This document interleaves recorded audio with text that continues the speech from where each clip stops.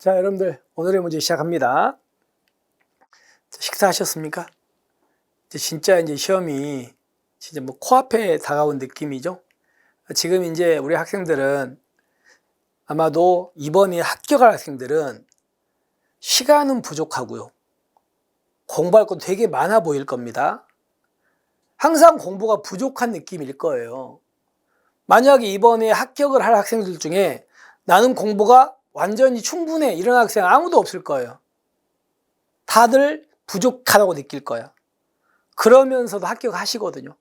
여러분 이걸 듣는 우리 학생들도 분명 그런 느낌 많이 받으실 거예요. 아, 시간이 조금만 더 있었으면. 불안하시죠? 하지만 무조건 합격할 거예요. 그런 생각 갖고 있는 학생들. 그러니까 지금 다 왔으니까 조금만 힘내시고요. 오늘의 문제 한번 정리합시다. 자, 범죄의 원인 및 예방에 대한 설명이다. 타당한 것은 모두 몇 개인가? 먼저 맞자, 사이크스와 맞자가 주장하는 게 중화기술 이론 있죠? 이거는 자기가 이제 범죄를 저질러 놓고도 그럴듯한 구실이나 핑계를 내세워가지고 자기 범죄를 합리화시키는 이론이잖아. 그런 게 바로 중화기술 이론 맞습니다.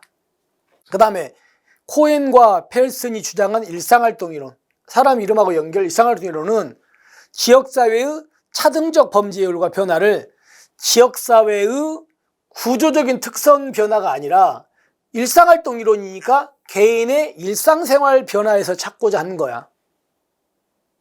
그리고 이 이론은요, 범죄의 기회가 주어지면 누구든 범죄를 저지를 수 있는 걸 봐요. 그러니까 이 일상활동 이론도 여러분들 상황적 이론이잖아요. 상황 이론에 뭐가 있습니까? 합리적 선택 이론, 일상활동 이론, 범죄 패턴 이론 있잖아요. 그렇기 때문에 일상활동 이론도 인간의 자유의지입니다. 자유의지면 인간도 범죄를 합리적으로 저지른다는 거잖아요. 그럼 합리적 인간이니까 인간은 누구든지 그런 게 있으면 기회가 되면 범죄를 저지를 수 있는 거야. 그러니까 범죄자는 딱히 꼭 정해져 있는 거다. 그렇지 않다? 그렇지 않아. 기회가 되면 누구든 저지를 수 있다고 보는 겁니다. 따라서 맞는 질문입니다. 기억하시고요. 그 다음에 일상활동 이론에서는요, 범죄 발생에 세 가지가 있었죠. 첫 번째가 범죄를 저지르려는 잠재적인 범죄자가 있어야 돼요. 두 번째가 적절한 매력적인 범행 대상이 있어야 돼요. 그 다음에 보호자, 감시의 부재입니다. 근데 여기서 좀 더 들어갈게.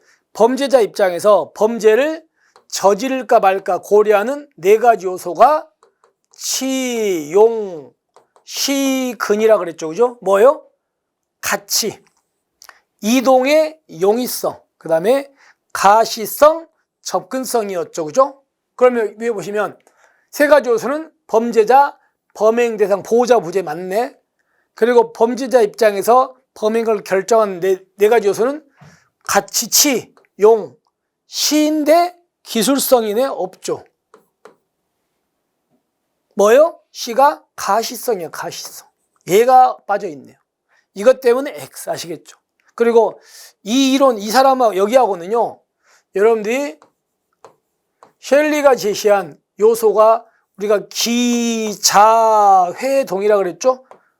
범행의 기술, 사회적 제재로부터 자유, 범행의 기회, 범행의 동기하고 섞입니다. 아시겠죠? 헷갈리지 않게 잘 구별하십시오. 잘못됐습니다. 그 다음에 범죄 패턴 이론은 지역사회 구성원들이 범죄 문제 해결에 위해서 적극적으로 참여하는 것이 중요한 범죄 예방 열쇠다. 이거는 범죄 패턴 이론이 아니죠. 이거는 누구의 이론입니까? 로버트 샘슨. 여러분, 로버트 샘슨이 주장한 게 무슨 이론? 집합혈성 이론이야.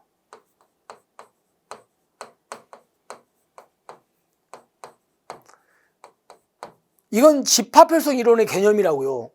범죄 패턴 이론이 아니고.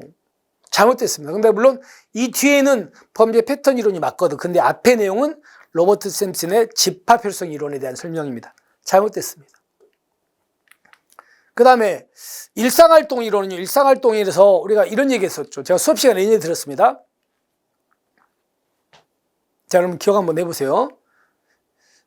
어떤 A라는 우리 경찰 수험생이 밤늦게 이제 집에를 갑니다. 가는데 골목길을 가는데 어떤 여성분이, 젊은 여성분이 술에 만취돼 가지고 길에서 쓰러져서 있어요. 근데 여성의 핸드백은 다 열려 있고 지갑 막 다 빠져 있습니다.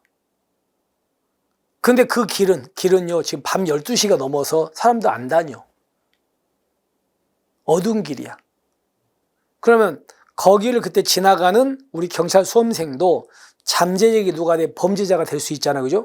그리고 술에 취해서 길에 쓰러져 있는 적절한 범행 대상이 있잖아요. 그리고 주변에 사람도 안 다녀.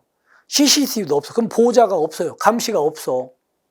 그런 상태에서 그 수험생은 범죄를 저지를 수 있어요. 그죠? 그러면 그거 범죄 예방하려면 그 여성이 술만 안 먹었어도 일상생활에서 또는요 밤늦게만 안 다녔어도 그럼 몇 가지만 일상생활에 몇 가지만 고쳐도 범죄 예방할 수 있어요? 없어요? 있잖아. 그러면 술만 안 먹고 밤늦게만 안 다녀도 이렇게 이런 건 당연히 구체적입니까? 추상적입니까? 구체적이잖아요. 거십니까? 미십니까? 미시죠. 그러니까 일상활동 이론은 미시적이고 구체적 분석입니다. 아시겠죠? 맞습니다. 이거 추상적, 거시적으로 바꾸니까 조심하십시오. 맞는지. 자, 그 다음에 환경설계를 통한 범죄 예방 기법에서 뉴먼과 제프리가 제시한 방어공간. 여러분들 뉴먼의 뭐 배우셨어요? 방어공간 이론 배우셨죠? 근데 뉴먼이 제시한 방어공간의 요소가 뭐예요? 첫 번째가 영역성, 자연적 감시,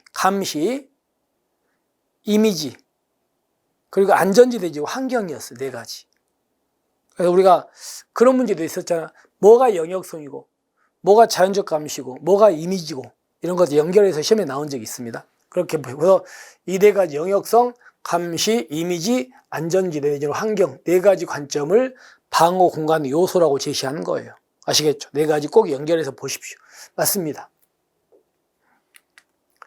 그 다음에 윌슨과 켈링의 무슨 이론이라고요? 깨지는 유창 이론 뭐 다 아시죠? 깨지는 유창은 경미한 걸 방치하니까 나중에 큰 부패가 크게 문제가 생긴다. 그러니까 경미한 거라도 봐주지 말자. 관용이다, 무관용이다? 무관용 이론 아닙니까? 무관용 이론. 아시겠죠? 근데 문제는 경미한 걸 저질렀는데 강경하게 대응해 처벌해버려. 그럼 한마디로 그 사람은 조그만 걸 저질렀는데 처벌해버린다는 말은, 강경하게 처벌한다는 말은 그 사람을 범죄자라고 뭐한다? 낙인 찍는 거잖아요. 낙인. 그럼 그 낙인 찍히면 그 사람은요 앞으로 커가는데 여러 가지 피해를 입을 수도 있겠죠. 그것 때문에. 따라서 사소한 무질서행위에 대한 경찰의 강력한 대응으로 더 큰 범죄를 예방하고자 이론이 맞는데, 경미한 비행자에 대한 무관용 개입은 무슨 효과라고? 낙인 효과. 범죄가 낙인 찍어버리는 거잖아. 이런 걸 유발할 수 있다는 비판이 있다. 맞습니다. 이렇게 된 겁니다. 자, 그래서 우리가 총정리해 보시면, 자, 디귿 보세요. 디귿에서 범죄자 3가지 요소가 맞는데, 범죄자 입장에서 범행을 결정하는데 고려한 4가지 비반 모델이 뭐예요? 치용, 시근이니까 기술성 없고 가시성이다. 그리고 범죄 패턴 이론은 지역사회 구성원들이 해결하기 위해서 적극적으로 참여하는 게 중요한 범죄였어. 이거는 범죄 패턴이 아니로 뭐라고요? 이거는 로버트 샘슨의 집합혈성 이론의 내용입니다. 아시겠죠? 여기 2개가 잘못됐고 나머지는 다 맞습니다. 그렇죠? 이렇게 해서 우리가 범죄 예방론을 정리를 했습니다. 자, 오늘도 여러분들 너무 고생 많으셨습니다. 하셨고요.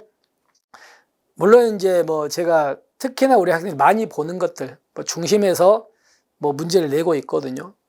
그러니까 한 번쯤 여러분들이 다시 한번 되새김질하는 용어로 좀 꼼꼼하게 풀어보시면 좋을 것 같아요. 자, 오늘 고생하셨고요. 우리는 이제 내일 뵙겠습니다. 자, 수고하셨습니다.